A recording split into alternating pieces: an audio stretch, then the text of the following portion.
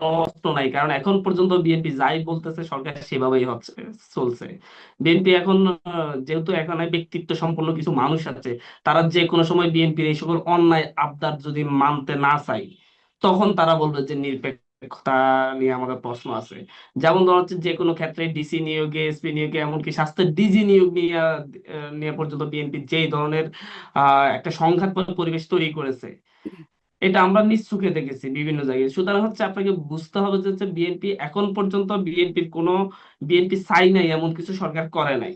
যদি ভবিষ্যতে বিএনপির যে কোনো অন্যায় আবদারের বিরুদ্ধে যদি হচ্ছে আপনার এই সরকার যদি অবস্থান নেয়, অন্যায় আবদার মানতে রাজি না হয়, তখন বিএনপি প্রশ্ন তুলবে যে হচ্ছে এই সরকার নিরপেক্ষতা আছে, একটা সুযোগ রেখে দিচ্ছে।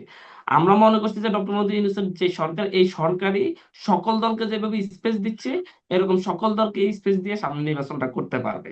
যদি সকল বিএনপি যদি এর চাইতো আরো নিরপেক্ষতার কথা বলে, তাহলে বুঝতে হবে বিএনপি এর চাইতে বড় নিরপেক্ষতা বলতে বোঝাচ্ছে যাচ্ছে শুধু তাদেরকে স্পেস দেওয়া হোক আর কাউকে স্পেস দেওয়া না হোক।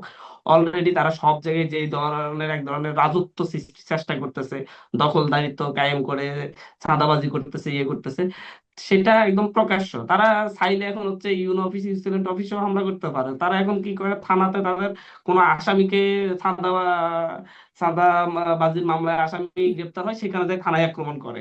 মানে তাদের এদেরকে যেন গ্রেপ্তার না করতে হয়, যা সরকার যখন এদের বিরুদ্ধে অ্যাকশনে গেলে তখন বলবো যে না, বিএনপির বিরুদ্ধে অ্যাকশনে যাচ্ছে, নিরপেক্ষ না।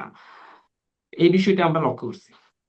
জি, আমি একটু মাসুদ কামাল আপনার কাছ থেকেও একটু এই বিষয়টি শুনে নেই, আহ, যে বিএনপি আসলে কি চায়।